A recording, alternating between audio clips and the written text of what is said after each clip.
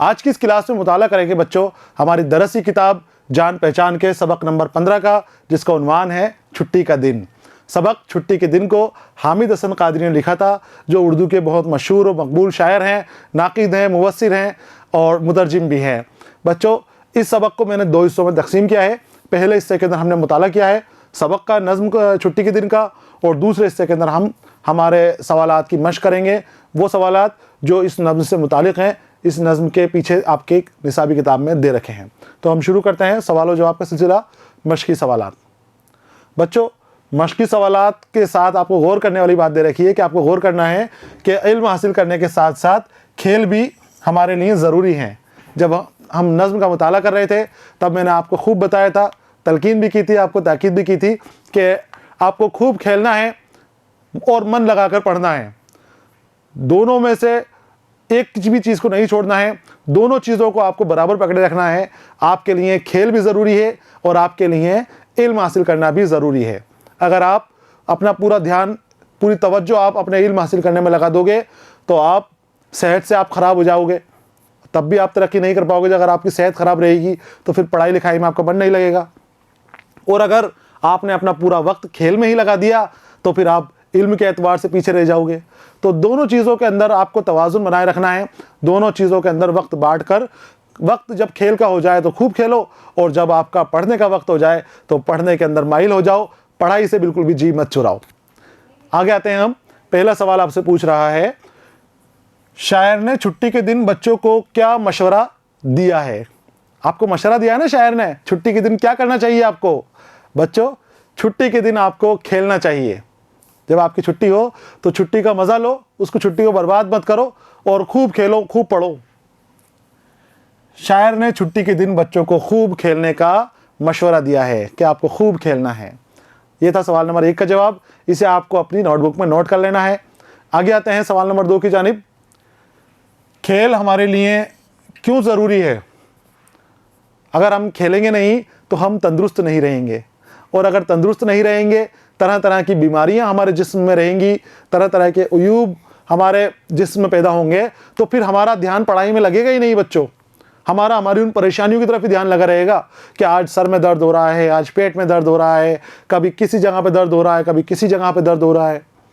तो इल्म हासिल करने के लिए आपका तंदुरुस्त रहना बहुत ज़रूरी है, और तंदुरुस्त आप तभी रहोगे जब आप खेलोगे कूदोगे। तो खेलना कूदना भी इल्म हासिल करने के लिए ज़रूरी है। देखिए, खेल हमारे लिए बहुत ज़रूरी है। खेल से जिस्म तंदुरुस्त रहता है, जहन तेज़ हो जाता है और पढ़ाई में मन लगता है। जहन तेज़ हो जाता है और पढ़ाई के अंदर आपका दिल माइल हो जाता है, पढ़ाई करने की कोशिश करते हो। कब? जब आप तंदुरुस्त रहोगे, सेहतमंद रहोगे। और अगर सेहतमंद नहीं रहोगे तो फिर आपका पढ़ाई में मन नहीं लगेगा। पढ़ाई क्या, फिर आपका किसी भी कामों के अंदर मन नहीं लगेगा, ना घर के और ना स्कूल के। ये था बच्चों सवाल नंबर 2 का जवाब। आते हैं सवाल नंबर 3 की जानिब। ये पूछता है आपसे, इल्म से दिमाग किस तरह रोशन हो जाता है? जब हम इल्म हासिल करते हैं तो हमें अपने दिमाग के ऊपर बहुत ज़ोर डालना पड़ता है, तरह तरह की चीज़ें सीखनी पड़ती हैं, और हमारा जहन, हमारा दिमाग उन सब चीज़ों को सीख जाता है, उन सब चीज़ों को जान जाता है जो हम सीखने की कोशिश कर रहे हैं, पढ़ने की कोशिश कर रहे हैं। और वही हमारे दिमाग की रोशनी है। जो इल्म है, जो इल्म हासिल किया है हमने, उसी से हमारा दिमाग रोशन है। जवाब देखिए इसका, जिस तरह तेल से चिराग जलता है और रोशनी बिखेरता है, चिराग जलता है तेल से और चारों तरफ अपनी रोशनी बिखेर देता है, उसी तरह इल्म हासिल करने से दिमाग तेज़ हो जाता है और हर तरफ इल्म की रोशनी फैलाता है। जब हम सीख जाते हैं बात करने का तरीका, लोगों से मिलने का तरीका, उनसे तजुर्बे हम जान जाते हैं, इल्म से हमें तजुर्बे हासिल होते हैं, तो फिर हम कामयाब होते हैं। हर आदमी हमसे मिलकर खुश होता है, हमें जानने की कोशिश करता है कि हमने इस तरह की मालूमात कहाँ से हासिल करी, इतना इल्म कहाँ से हासिल किया। मुतासिर हो जाते हैं शख्स हमारे ऊपर से, हमारे से। तो इस तरह से हमारा दिमाग रोशन हो जाता है। तो रोशन दिमाग के लिए इल्म हासिल करना बहुत ज़रूरी है। आगे आते हैं सवाल नंबर 4 की जानिब। शायर ने किन चीज़ों से गाफिल ना रहने को कहा है? गाफिल, खोया हुआ, गफलत में, जो बेदार ना हो। तो किन चीज़ों से गाफिल नहीं रहने के लिए कहा है? तो शायर ने खेल और इल्म हासिल करना, पढ़ाई लिखाई से गाफिल नहीं रहने के लिए कहा है, और कहा है कि दोनों चीज़ों को आप हासिल करने की कोशिश करो, दोनों चीज़ों के लिए जुस्तजू करो। ना तो आपको पूरा ध्यान खेल में लगाना है और ना ही पूरा ध्यान पढ़ाई लिखाई में देना है। दोनों पे गाफिल नहीं होना, दोनों पे बराबर ध्यान रखना है। जब वक्त पढ़ाई का हो तो पढ़ाई करना है, और जब खेल का वक्त हो तो आपको खेल करना है। आगे आते हैं सवाल नंबर 4 के जवाब की तरफ। देखिए, शायर ने खेलने और इल्म हासिल करने से गाफिल नहीं होने को कहा है, कि ना तो आपको खेल से गाफिल होना है और ना ही इल्म हासिल करने से, पढ़ाई लिखाई से गाफिल होना है। आगे बच्चों, कवायद दे रखे हैं आपको, और तशबीह के बारे में बताया गया है। मैंने आपको जब हम सबक का मुताला कर रहे थे उस वक्त बता दिया था। एक बार फिर आपको ध्यान से देखना है और अपनी नोटबुक में इसको उतार लेना है। जब किसी एक शे की अच्छी या बुरी खुसूसियात को दूसरी शे की अच्छी या बुरी खुसूसियात के माने करार दिया जाए तो उसे तशबीह कहते हैं। जब एक शे की अच्छी या बुरी किसी भी तरह की खुसूसियात हो सकती है। मैं आपको मिसाल दे रहा था तो मैंने कहा था कि इतना मीठा जितना शहद, तो शहद की अच्छी खासियत है कि वो मीठा होता है, और जहर की खासियत ये है कि वो कड़वा होता है, तो वो बुरा है।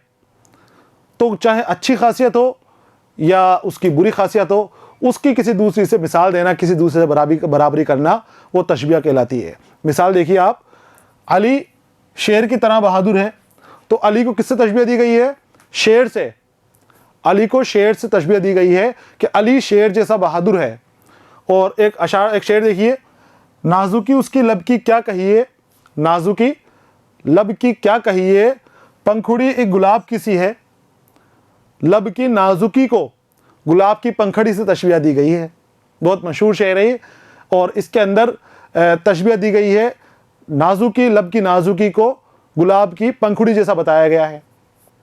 तो आपको ये समझना है कि जब एक चीज़ की दूसरी चीज़ से बराबरी होती है, उसकी मिसाल दी जाती है, तो वो तशबीह कहलाती है। इस नज़्म में खेल और इल्म के फ़ायदे बताते हुए शायर ने दोनों के लिए मुख्तलिफ मिसालें पेश की हैं। जैसे, खेल से दिल इस तरह खुश होता है जैसे फूल खिल जाएं, जैसे फूल हवा से खिल जाएं। तो खेल से दिल खुश जैसे फूल खिल जाएं, तो दिल के खुश होने को फूल के खिलने से मिसाल दी गई है। दिल की खुशी को फूल के खिलने से मिसाल दी गई है, तो दिल के खुश होने को फूल के खिलने से तशबीह दी गई है। यहाँ पर तशबीह है। दूसरा देखिए, इल्म से दिमाग यूँ रोशन हो जाता है जैसे तेल से चराग। यहाँ पर क्या बताया गया है कि इल्म से दिमाग रोशन हो जाता है जैसे तेल से चराग। तो यहाँ पर इल्म के से दिमाग के रोशन होने को चिराग के तेल से रोशन होने से तशबीह दी गई है, उससे बराबरी की गई है। तो जहन में रखना है आपको, एक चीज़ की दूसरी चीज़ से बराबरी करना तशबीह देना कहलाता है। एक चीज़ को दूसरी चीज़ की तरह बताने को तशबीह कहते हैं। आगे आते हैं हम। यहाँ पर आपको खेल के बारे में और इल्म के बारे में जो जो चीज़ें आपकी नज़्म में बताई गई हैं, जो मैंने आपको तशरीह में ही बताई, और नज़्म की जब हम बुलंद ख़्वानी कर रहे थे तब भी मैंने आपको बताई, उन सब बातों को आपको मुख्तसरन अपनी नोटबुक में नोट करना है, उसको लिखना है। इसी के साथ बच्चों, हमारे सवाल और जवाब का ये सिलसिला ख़त्म हो गया है। अगले सबक के साथ मैं फिर आपके सामने हाजिर रहूँगा। तब तक के लिए इजाज़त दीजिए। पढ़ते रहिए, खुश रहिए। अलविदा।